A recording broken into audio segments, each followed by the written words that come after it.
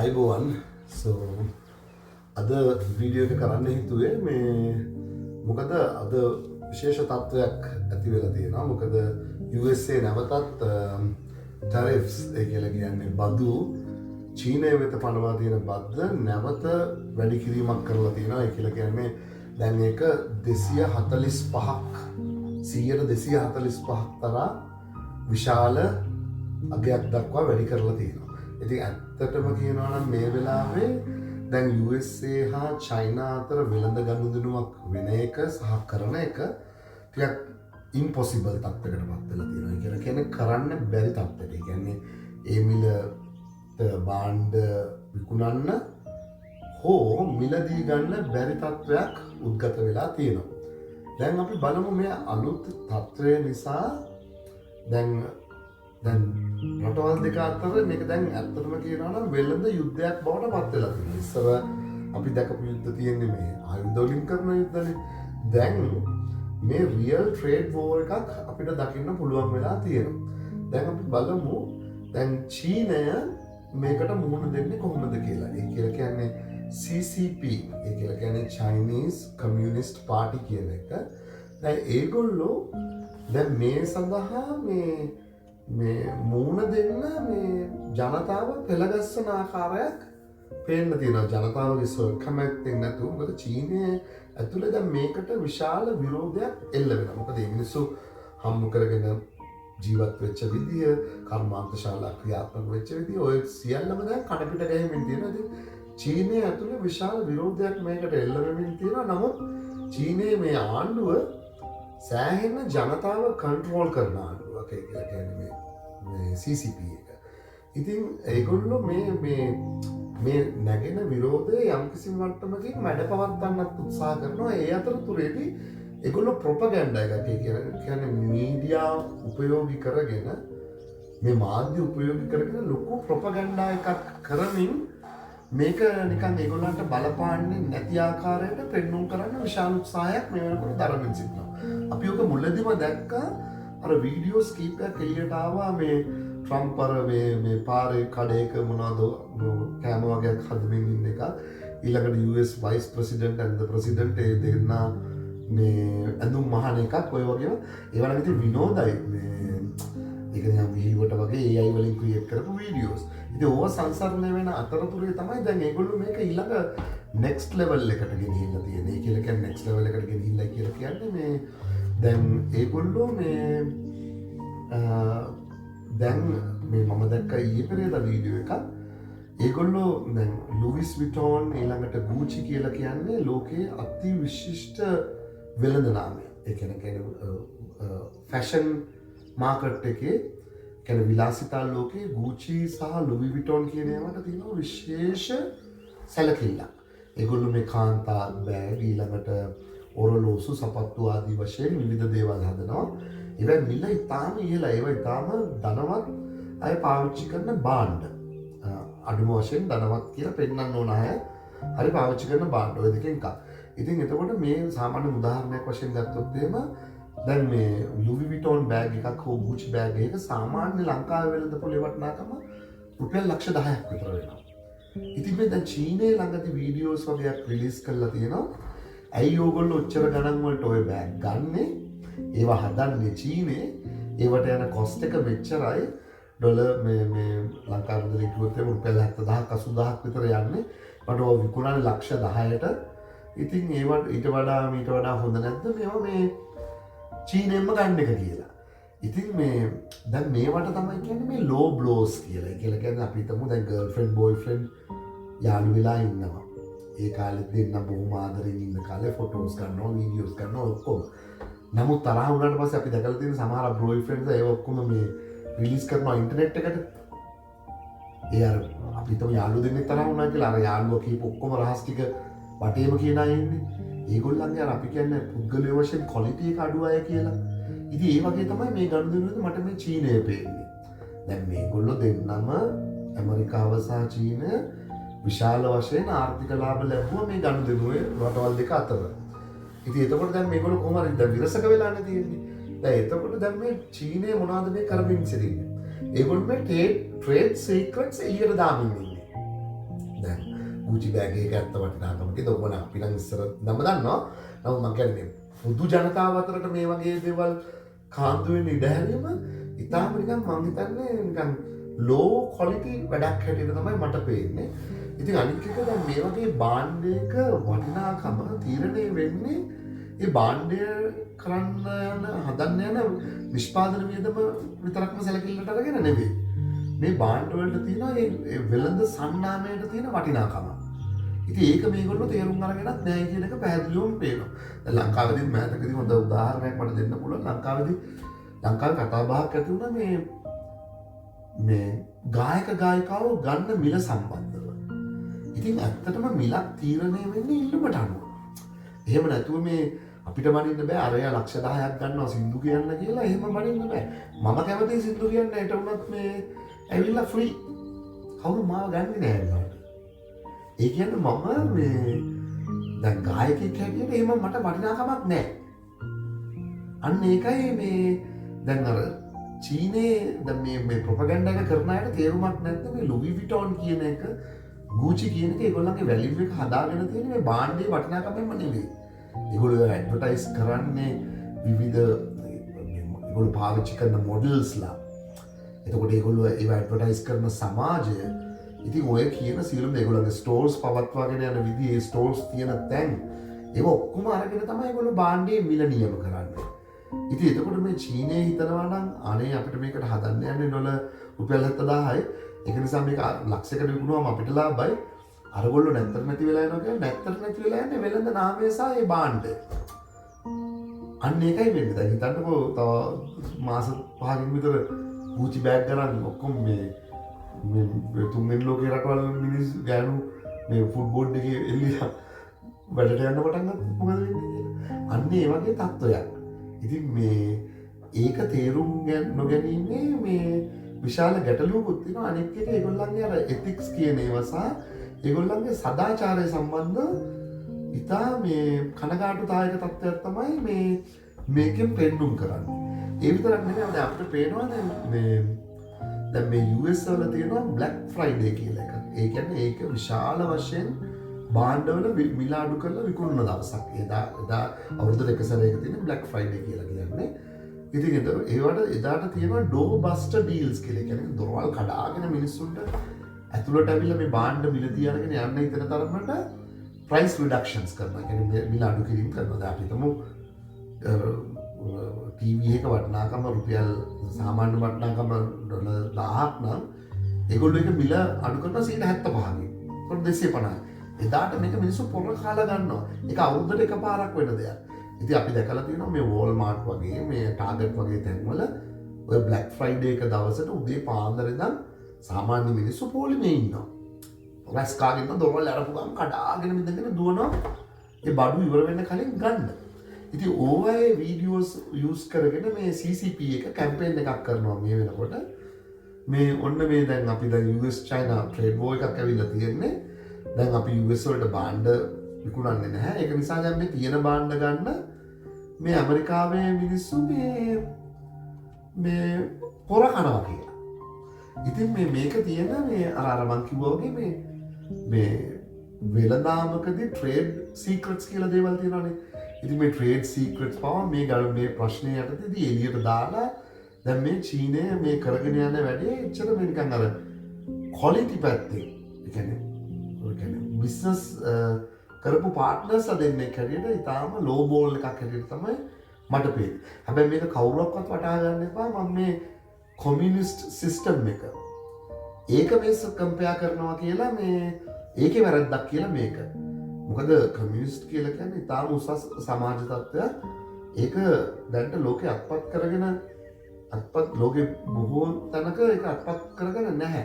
ඒ තත්ත්වයට ලෝකය දියුණු වෙලා නැහැ. එතකොට කමියුනිස්ට් කියන සිස්ටම් එක ඉතාම විශිෂ්ට සිස්ටම් එකක්. නමුත් අර මං කිව්වා වගේ දැන් ප්‍රජාතන්ත්‍රවාදයේ රාජපක්ෂලා යටතේ ක්‍රියාත්මක වෙච්ච විදිහ කල්පනා කරලා බලන්නකෝ.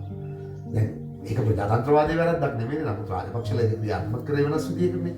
ඒ වගේ තමයි මේ CCP කියන එක.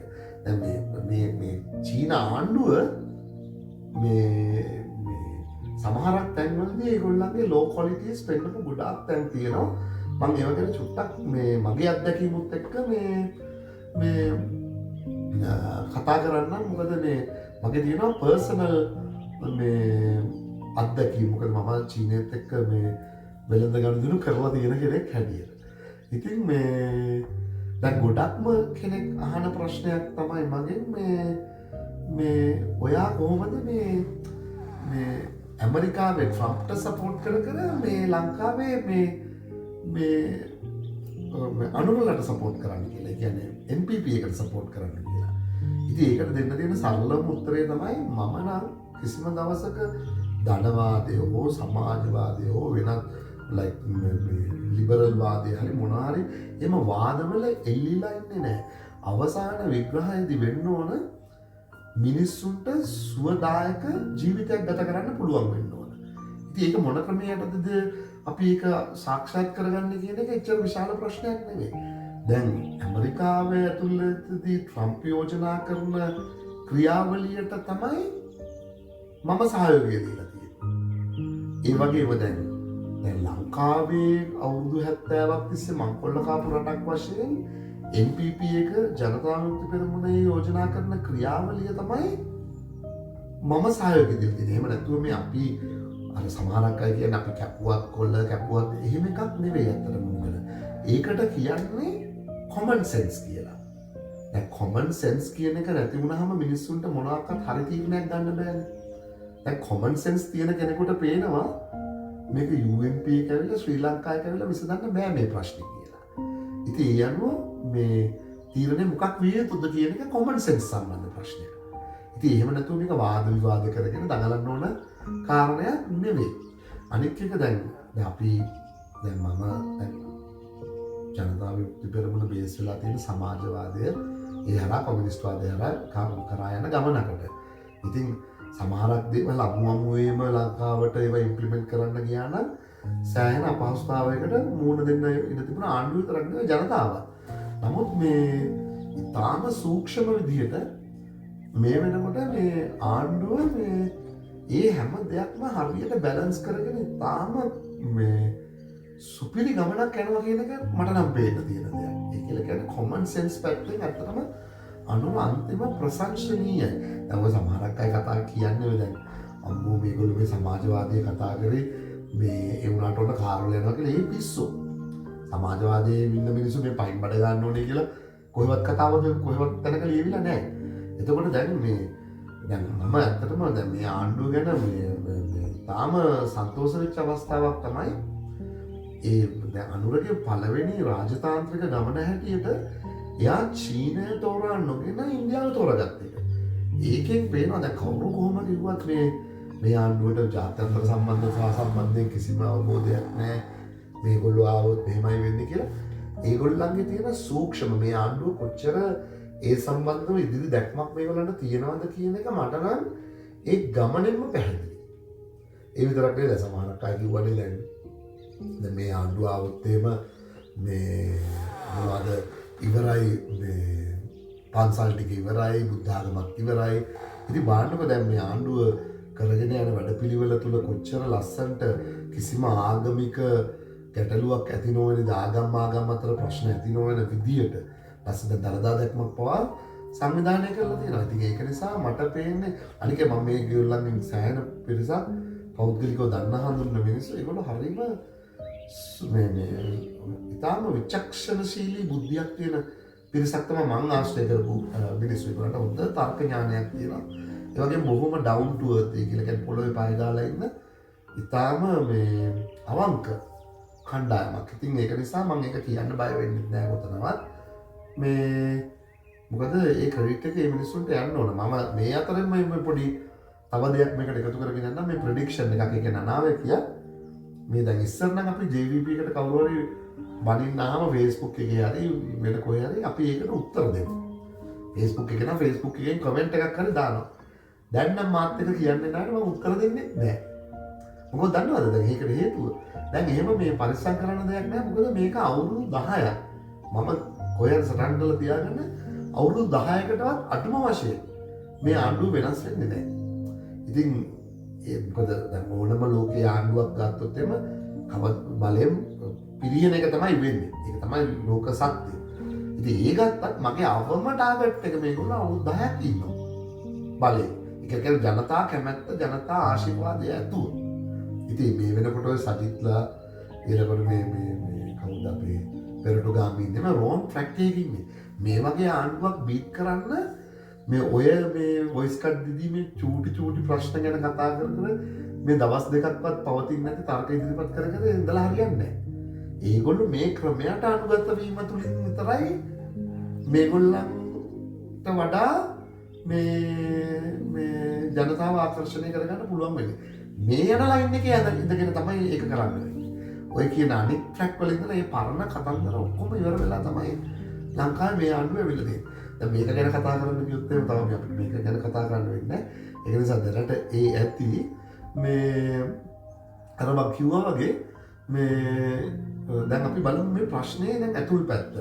ඒ කියලා කියන්නේ දැන් මේගොල්ලෝ මේ දැන් 245ක ටැක්ස් ගැහුවට පස්සේ දැන් චීනේ ඉමීඩියට්ලි මොකද්ද කරේ? ඒගොල්ලෝ මේ එක්ස්පෝර්ට් ඒ කියන්නේ රෙයර් අර්ත් මිනරල්ස් කියලා තියෙනවා. ඒ කියන්නේ දුර්ලභ khනිජ වර්ග මේ පොළොවෙන් මතු කරගන්න මේ ඒවා මේ එක්ස්පෝර්ට් කරන ප්‍රධානම රටක් තමයි චීනය. චීනය 70%ක් මේ රෙයර් මිනරල්ස් වලින් 70%ක්ම චීනය තමයි ලෝකෙට එක්ස්පෝර්ට් කරන්නේ. ඒකෙන් විශාල ප්‍රමාණයක් ඉම්පෝර්ට් කරන්නේ මේ ආනයනය කරගන්නේ මේ ඇමරිකාව. මේ කියන විශේෂ මිනරල්ස් වර්ග 17ක් තියෙනවා. ඒ 17 මේ දැන් මේ එක්ස්පෝර්ට් කරන එක මේ චීනය තහනම් කරා. ඉතින් මේවා උමනා වෙනවා ඔය සෙමිකන්ඩක්ටර්ස් හදන්න, ඊළඟට ෆයිටර් ජෙට්ස් හදන්න, ඊළඟට කාර් මෝටර්ස් හදන්න, ඉලෙක්ට්‍රික් කාර් මෝටර්ස් හදන්න. ඔය වගේ විශාල ප්‍රධාන මේ ආර්ථිකය හසුරුවන මෙවලම් ගොඩක් හදන්න මේවා ඕන වෙනවා. ඉතින් දැන් චීනය මේවා පණයනය කරන එක නැවැත්තුවා. දැන් මෙතන තව තියෙනවා ප්‍රධාන දෙයක් කියන්න මේ රෙයර් මිනරල්ස් කියලා කොහොම දුර්ලභ කියන වචනේ මෙතනට පාවිච්චි කරන්න බෑ ඇත්තටම කියනවා. ඒ වචනයෙන් දැන් මේක හඳුන්වන්නේ යොදලා තියෙන නම ඕක තමයි. මට මම හිතන්නේ ඒක වැරදි. මොකද හේතුව ඕවා රෙයර් කියලා කිව්වට මේවා මේ දුර්ලභ නෑ. දැන් ලෝකේ ඕන තැනක මේ භූමියේ මේවා ඕන තැනක කියන්න බෑ. නමුත් බහුලව මේවා හැමතැනම මේ පොළොවේ තියෙනවා. දැන් විශාල භූමි ප්‍රමාණයක් හිමි රටවල් චීනය, මේ රුසියාව, ඉන්දියාව, ඇමරිකාව වගේ රටවල් වල මේවා ඉතා විශාල වශයෙන් තියෙනවා. ඉතින් එහෙනම් මේවා කොහොමද මේ රෙයර් අර්ත් උනේ? ඒ කියලා කියන්නේ දැන් මේවා ගොඩ අරගෙන ප්‍රොසෙස් කරලා ඒ අවශ්‍ය දේ මේ එක්ස්ට්‍රැක්ට් කරගන්න මේ යන ලොකු ප්‍රොසීඩියර් එකක්. ඉතින් ඒ ප්‍රොසීඩියර් එක තුලදී මේ පරිසරයට මුදාහැරෙන මේ ටොක්සික් වේස්ට් එක නැත්නම් අපද්‍රව්‍ය ප්‍රමාණය අති විශාලයි. ඉතින් දැන් මේ දියුණු රටවල් USA වගේ රටවල් ඒ අපනයන මේ ඒ ක්‍රියාවලියේදී වෙන පරිසර හානිය ගැන ඒගොල්ලෝ සැලකිලිමත්. ඉතින් ඒක නිසා ඒගොල්ලෝ ඒවා මේ නීති මගින් තහනම් කරලා තියෙනවා. ඒවා ගොඩ ගන්න එක ගොඩ ගන්න දීලා තියෙන අවසර දීලා තියෙන තැන්වල ඒවා ගොඩ ගන්න යට යන වියදම අති විශාල මුදලක්. දැන් චීනේ එහෙම ඒගොල්ලෝ රූල්ස් අනුව වැඩ කරන මේ රටක් නෙවෙයි. රූල්ස් තියෙනවා. නමුත් වෙළඳාමේදී වුණත් වෙන තැන්වලදී වුණත් ඒගොල්ලෝ අර මේ they don't play by the book. ඒ කියන්නේ ඒගොල්ලෝ මේ නීතියට අනුව කටයුතු කරනවා අඩුයි. සල්ලි හොයන්න විතරයි අනිත් ඒවා ගැන එච්චර සැලකිල්ලක් ඒගොල්ලෝ දක්වන්නේ නැහැ. දැන් උදාහරණයක් ඇටියට දැන් අපි මේ මිනරල්ස් ගන්න නම් පොළව කනින්න ඕනේ. කනිනකොට දූවිලි යනවා. දැන් ඇමරිකාවේ ඒව කරනවා නම් හැම වෙලාවෙම පස තෙත් කරන්න ඕනේ. ඉතින් ඕකට විශාල බවුසර් අවශ්‍යයි. හැම වෙලාවෙම පොම්ප දාගෙන මේ සේවකයෝ දාගෙන ඒක මේ තෙත් කරන්නේ. චීනයේ එහෙම නෑ. දූවිලි වලාකුළවල් හැදෙනවා. ඒවා මිනිස්සු ලෙඩ වෙනවා. ඒවා කිසිම ප්‍රශ්නයක් නෑ. පරිසරයට විශාල හානි සිද්ධ කරනවා. ඒව ප්‍රශ්නයක් නෑ. ඒ ඇරෙන්නේ ඒවා ඇත්තටම රෙයර් නෙවෙයි. ඒ කියන්නේ ඒවා නැති දේවල් නෙමෙයි. ඒවා තියෙනවා. නමුත් ඒවා ගන්න යන මේ වියදම වැඩි. මොකද අනෙක් රටවල් වල තියෙන regulations rules නිසා. දැන් ඒක නිසා තමයි මේ ට්‍රම්ප් එයාගේ මේ මුල්ලම කාලෙදී මේ එයා මේ ඩිරෙගුලේට් කරනවා කියන එක මේ නීති සහ රෙගියුලේෂන්ස් නැති කරන්න ඒවා අවම කරන්න නීති සම්පාදනය කරේ. මොකද හැම වැඩක්ම කරද්දී USA වල හරියට මේ ආණ්ඩුව ඇවිල්ලා රෙගියුලේට් කරනවා මේවා. මෙහෙම කරන්න ඕන මේවා මේ නීති පාලන මේ නීති වලට අනුකූල වෙන්න ඕන. ඉතින් ඒවට විශාල පිරිවැයක් යනවා. ඉතින් දැන් ට්‍රම්ප් කරගෙන යන දෙයක් තමයි මේවා ඩීරෙගියුලේට් කරන එක. එයා කියන දෙයක් තමයි අනිත් එයා කියනවා මේකට නිව් ග්‍රීන් ස්කෑම් කියලා. ඉතින් මොකද අනික් රටවල් ඒවා සැලකිල්ලට ලක් කරන්නේ. ඒගොල්ලෝ ඒවා නිෂ්පාදනය කරනවා ඉතාම අඩු මුදලකින්. අපි මේ ලෝක පරිසරයක් ගැන කල්පනා කරමින් අපි මේවට රෙගියුලේෂන්ස් පනවමින් අපේ භාණ්ඩවල මිල අතිශයම ඉහළට යනවා. ඉතින් අපිට තරඟකාරීව කටයුතු කරන්න බෑ. ඒගොල්ලෝ මේ කටයුතු කරන්නේ සේම් බැටල්ෆීල්ඩ් එකකින් ඉඳන් නෙවෙයි. ඒගොල්ලෝ වාසිදායක තැනක ඉඳන් තමයි මේ කටයුතු කරන්නේ. ඒක නිසා අපි එතනට යන්න ඕනේ කියන එක තමයි එයා කියන්නේ. දැන් උදාහරණයක් වශයෙන් ගත්තොත් එහෙම ලෝකේ ඛනිජ නිදි තියෙන ප්‍රධානම රටවල් 10 අතරින් එකක් තමයි යුනයිටඩ් ස්ටේට්ස්. ඒ කියන්නේ ඇමරිකාව. ඇමරිකාවේ තියෙනවා මේ තෙල් බැරල් බිලියන 40කට වැඩි ඇමරිකන් පොළොව ඇතුලේ. නමුත් ඒවා ගන්නෙ නැහැ. ගන්න නැති වෙන්න හේතුව තාක්ෂණය නැතුව නෙවෙයි. ඒ තාක්ෂණය තියෙන්නේ ඇමරිකාවේ. ඒක පිටරටවල් වලට දෙන්නේ ඇමරිකාව. නමුත් ඒගොල්ලෝ ගන්න නැත්තේ මේ පරිසරයට වන හානිය නිසා. ඒ වුණාට දැන් ට්‍රම්ප්ගේ 2017 ඉඳන් එයා 21 දක්වා හිටපු කාලේ එයා ඩීරෙගියුලේට් කරා මේවා. එතකොට මේ ටෙක්සාස් ඇතුළු ප්‍රාන්තවල එයා මේ හාරන්න පටන් ගත්තා. දැන් මේ පාර කැම්පේන් එකේදී එයා විශේෂයෙන් කියපු දෙයක් තමයි ඩ්‍රිල් බේබි ඩ්‍රිල් කියන එක. කියන්නේ අපි හාරලා ගමු මේවා කියන එක. දැන්ට ඉතින් මේ වැඩ දැන් USA ඇතුලේ ක්‍රියාත්මක වෙනවා. ඉතින් ඒක නිසා මම හිතන්නේ මේ චීනය ඔය පනවන තහනම එච්චර අදාළ වෙයි කියලා ඉදිරියේදී USA වලට. ඉතින් ඒ වගේම තවත් කාරණයක් තමයි මම අර කිව්වේ මේ චීනය මේ ආර්ථික හෝ මේ වෙළඳාම් මට්ටමින් ගත්තාම ඒගොල්ලෝ කිසිම මේ නීති රීති ගැන සැලකිල්ලක් දක්වන්නේ නැහැ. ඒ කියන්නේ බොහෝ වෙලාවට මගේ පර්සනල් එක්ස්පීරියන්ස් එකක් තියෙනවා මම ඒක කියන්නම්. මම මේ ඇමරිකාවේ ශිෂ්‍යයෙක් හැටියට හිටියා. ඊට පස්සේ මම ව්‍යාපාරයක් මුලින්ම පටන් ගන්න හිතපු කාලේ මම බොහොම අමාරුවෙන් සල්ලි එකතු කළා. මම ගත්තා ඒ කාලේ බොහොම ජනප්‍රිය මම කියන්නේ 2009-10 කාලේ බොහොම ජනප්‍රියයි DVD සහ Blu-ray. එතකොට ස්ට්‍රීමින් සර්විසස් තිබුණේ නැහැ. ඉතින් DVD Blu-ray හරිම ජනප්‍රියයි. ඉතින් එතකොට මිනිස්සු මූවිස් එනකොටම බලන්නේ DVD Blu-ray හරහා. ඉතින් එතකොට මම ගත්තා ඔකට ඒජන්සි එකක් VPD කියන සමාගමෙන්. ඒ කියන්නේ වීඩියෝ ප්‍රොඩක්ට්ස් ඩිස්ට්‍රිබියුෂන් කියන එකෙන්. එතකොට අපිට එනවා මේ මූවිස් දැන් රිලීස් දැන් අපිට උදාහරණයක් වශයෙන් ස්පයිඩර්මෑන් කියලා ස්පයිඩර්මෑන් රිලීස් වෙන්නේ මේ මාසේ 30 වෙනිදා නම් අපිට එනවා එක මේ මාසේ 15 වෙනිදා පෝස්ටර් එක ඇතුලේ. ඉතින් අපි ඕඩර් කරපු ප්‍රමාණය එනවා. ඉතින් මේවා උණු කැවුම් වගේ විකිනෙනවා. ඉතින් ඒ කාලේ ඉතින් සාර්ථකව බිස්නස් එක කරගෙන ආවා. නමුත් මේ ඔන්ලයින් බිස්නස් එන්න වැඩි වුණානේ. ඒ කියන්නේ Amazon, eBay වගේ ඒවා එන්න වැඩි මට්ටමකට මිනිස්සු ඒවට යොමු වෙන්න ගත්තා. ඉතින් එතකොට අපි දැන් අපේ DVD එක වටිනාකම සාමාන්‍යයෙන් $29.99. තවත් කෙනෙක් විකුණනවා මේ Amazon එකේ ඒක $10.99. ඉතින් ඒක වෙන්න බැරි වැඩක්. ඉතින් පස්සේ ඔයලා බලනකොට තමයි කටියට දෙන්නේ මේ චීනෙන් එන්නේ. ඒ කියන්නේ intellectual properties කියන එක. ඒ කියලා කියන්නේ මට දැන් සිංහල වචන මතක් වුණේ නැහැ. intellectual properties කියන ඒවට තියෙන නීති ගැන කිසිම සැලකිල්ලක් නැහැ. චීන ආණ්ඩුව පැහැදිලිවම දන්නවා මේවා හොරෙන් කොපි කරලා ඒවට කියන්නේ bootlegs කියලා. ඒවා නැවත ඇමරිකාවට හොරෙන් ඇතුල් කරනවා ඒගොල්ලෝ. ඉතින් එතකොට මේ වැඩසටහන් එහෙම නැත්නම් මේ චිත්‍රපටි හදන්න මිලියන ගාණක් වියදම් කරනවා. ඒ වියදම් කරන ඒවා කිසිම හිතක් පපුවක් නැතුව මේගොල්ලෝ හොරෙන් කොපි කරලා කිසිම වියදමක් නැතුව ඒ වෙනුත් මුදල් උපයනවා. ඉතින් චීන ආණ්ඩුව මේවට කිසිම ඇක්ෂන් එකක් ගන්නෙ නැහැ.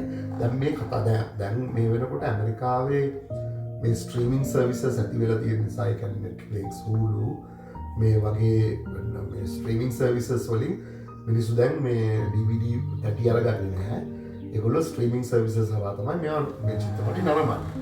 දැන් අපේ චිත්‍රපටය බලන්න අපි ඩවුන්ලෝඩ් කරලා අපි මේ ඊට පස්සේ අපි ඒක බැලුවා. ඉතින් තාමත් ඒ වුණාට තුන්වෙනි ලෝකයේ රටවල් වල බොහොමයක් තාමත් 30 වලින් මේ චිත්‍රපටය බලන පිරිසක් ඉන්නවා.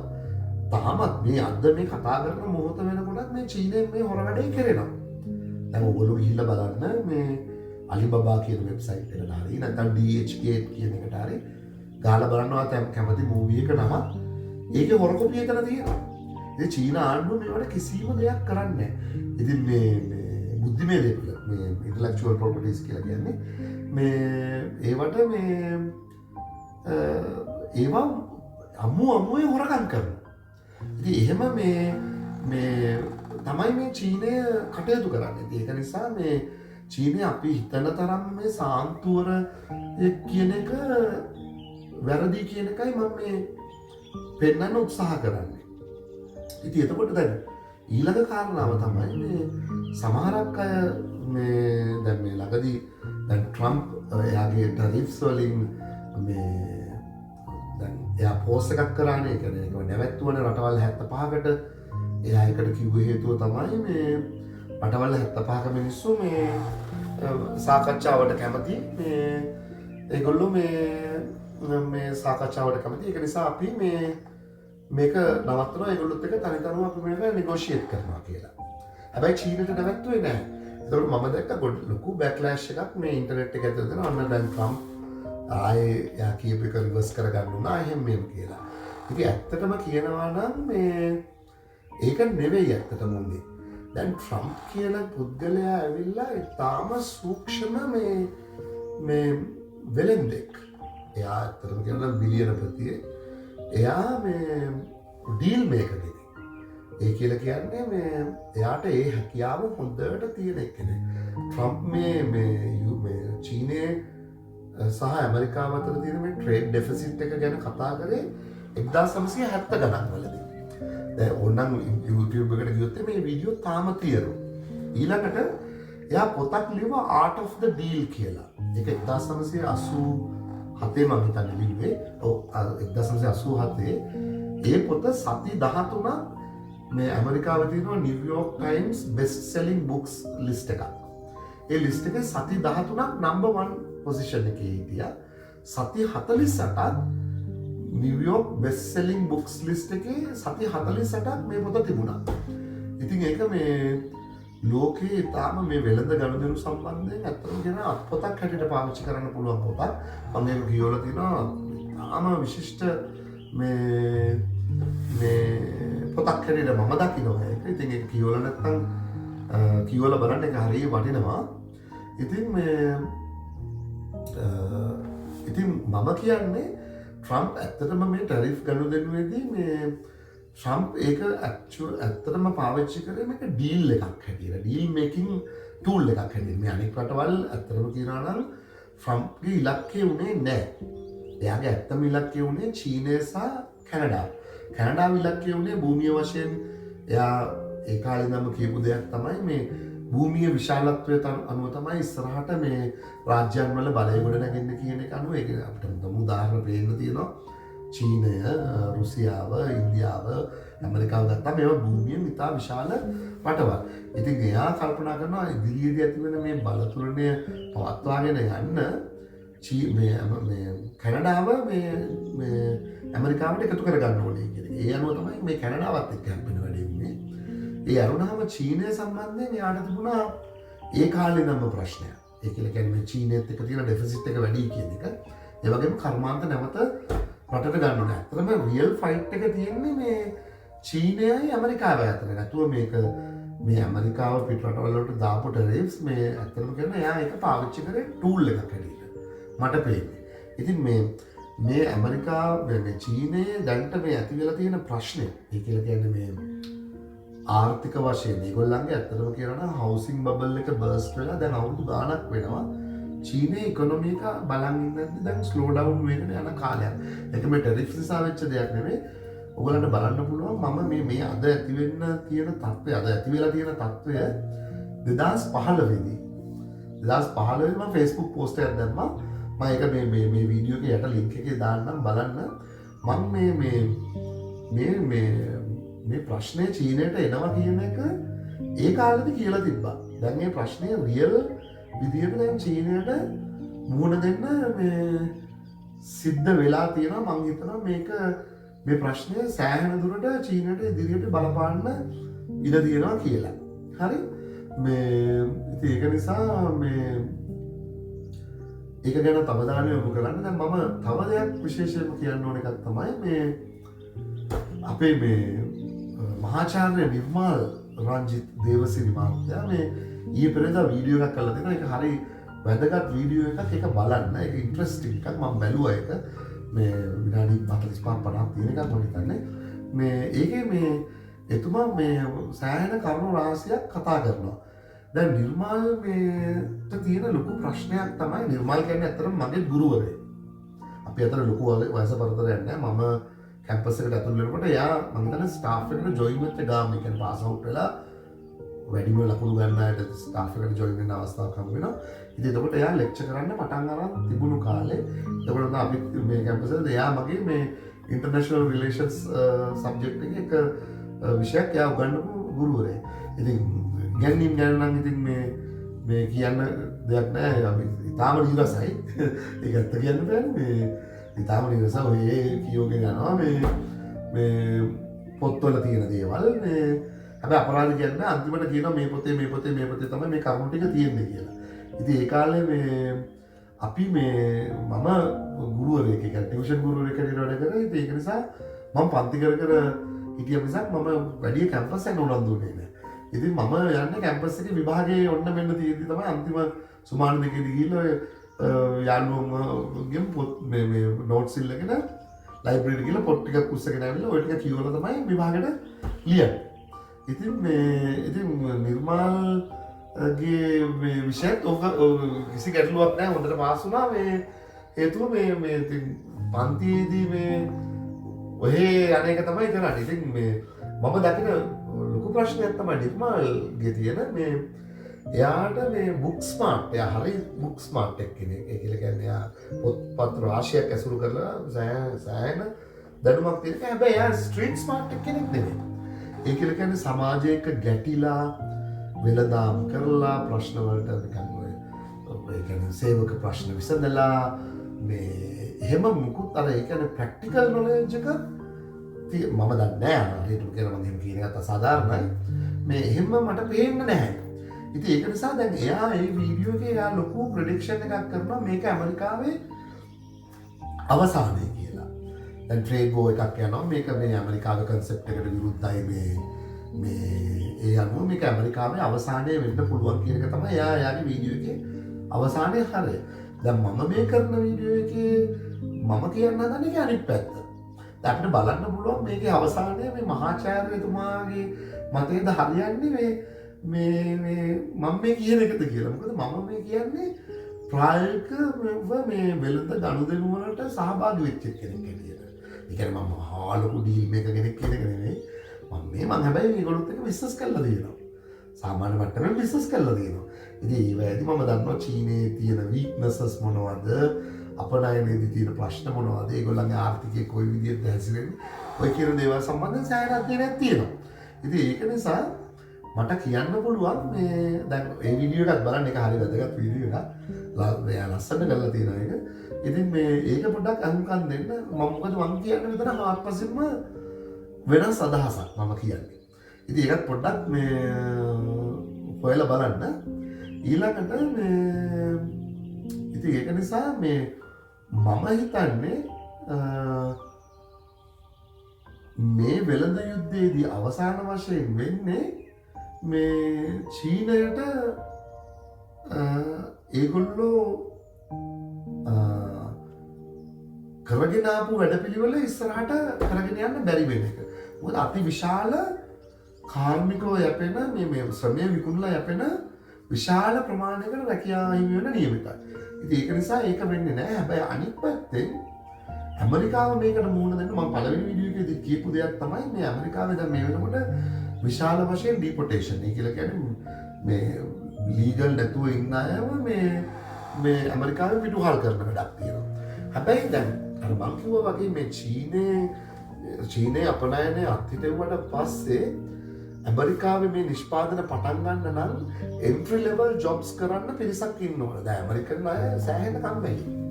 ඒගොල්ලෝ මේ වැඩ කරන්න වැඩිය කැමති නැහැ. එතකොට මේ entry level jobs කියලා කියන්නේ physical demanding jobs. එතකොට ඒවා කරන්න ඇමරිකන් අය කැමති නැත්නම් කවුද ඒවා වැඩ කරන්නේ එතකොට? එතකොට ඇමරිකන් ආණ්ඩුව විසින් අනිවාර්යයෙන්ම කල්පනා කරන්න ඕන දෙයක් තමයි අර මම පළවෙනි වීඩියෝ එකේ කිව්වා වගේ මැද පෙරදිග සිස්ටම් එක මෙයට ගේන්න ඕන.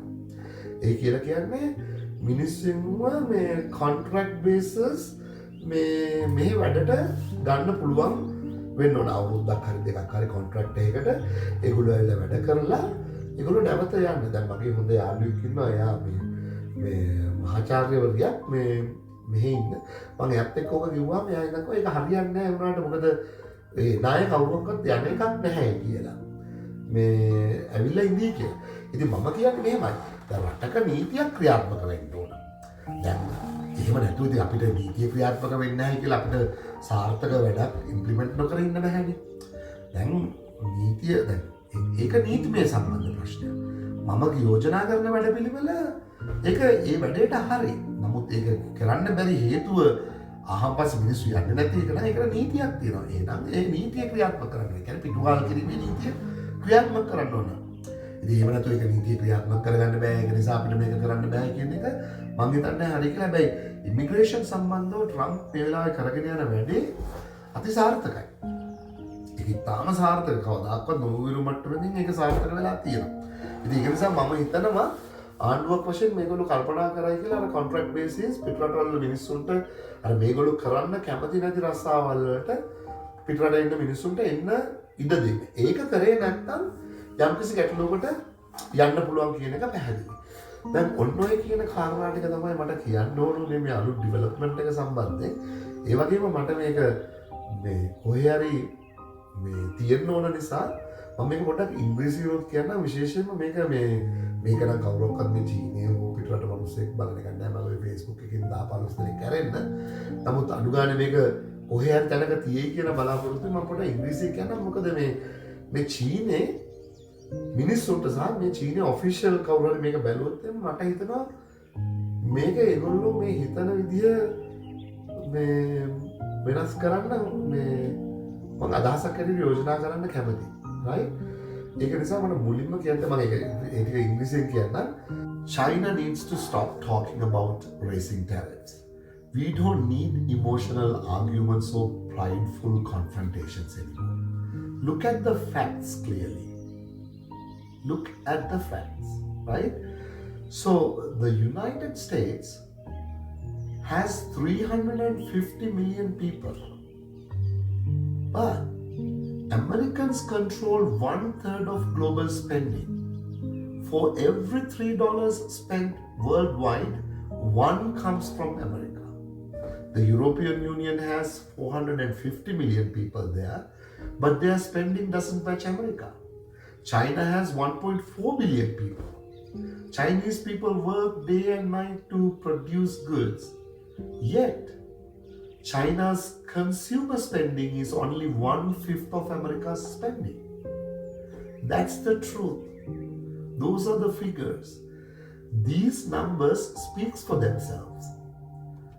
Complaining about America being a bully won't feed Chinese people. You need dollars to succeed in global business. Dollars are like the world's trade passport. You need a passport to go to another country, right? It's the same thing with world trade. You need a currency. That's dollar is that currency. It's like the passport to the world's trade. To those who say like we don't need the US market, I have a simple question for them. What's your plan without America? What is your plan? If you don't need America, then what's your plan? When you sell products in Southeast Asia, you get rupees and what is the currency? Like in Malaysia, they use, I forget the name of the currency. Oh, it's the ringgit. So when you deal when you do business in Southeast Asia, you get rupees or ringgit.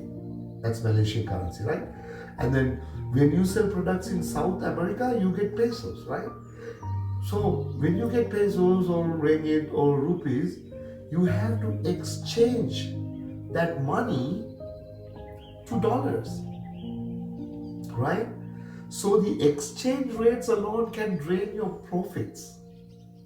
That's the bottom line, right? When you sell products to America, you get dollars.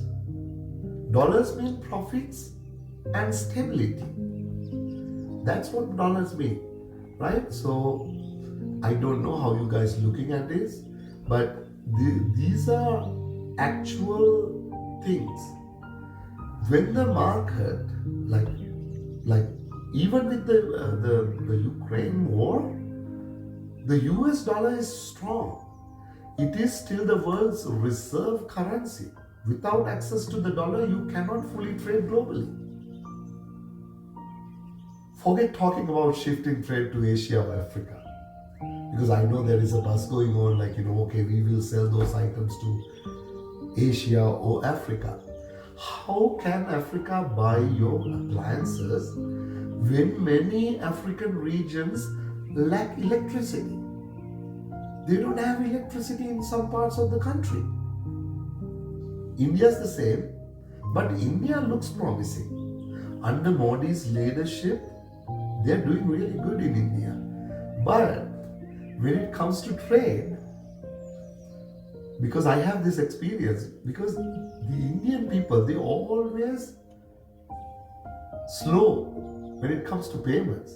They always call you and say, can I make 3 installment payments instead of paying you lump sum? What are you going to do? Your goods are already there in India, so what are you going to do? Or they'll come up with very emotional stories to make an excuse. So that's how it goes. So the slow payments there can bankrupt you. So those are the real life challenges, right? So when you do trade, those are the real challenges you face. Only America has millions of middle class buyers. They have cash ready to spend now. Even under the recent sanctions, the US market is reliable. America has clear business practices and clean rules. I'm not saying they are the only ones, but it is very important. Other countries have corruption and bribery. I'm not saying all the countries have corruption and bribery and then United States they don't. There is some corruption even in the United States, right? But not like in many other countries. Doing business in America is straightforward and safe. That's why it's called the safe haven in trade. Right? Another important fact is that many from Middle Eastern sovereign funds flows into America. Oil profits and pension money worldwide also flow into the US market. Pension money is those hedge funds. Those money flow into the US market. Without American consumers, your products won't sell at all. Without American consumers, you lose money. That's the reality. Criticizing Americans' dominance is easy. Facing reality is harder. Whoever controls purchasing power controls global trade. That's like a theory. Purchasing power controls global trade. So America has about 5% of the world's population. 5%. Not a lot, 5%. Yet, America buys 1/3 of all global goods. 1/3 of all global goods. That is total market power. That is the market power I'm talking about. You might dislike it, but you can't deny it, right? You can't deny it. 70% of your manufacturing depending on exports. 80% of your foreign reserves depending on trade. If you lose the US market, you lose your income. That's it. If you must negotiate, do it. If you must offer concessions, offer them. All right? In business, pride means nothing. Only supply and demand matter. Only the supply and demand. The size of the US market is bigger than any tough talk or slogan because it is powerful. The US market is big, powerful. They have the buying power.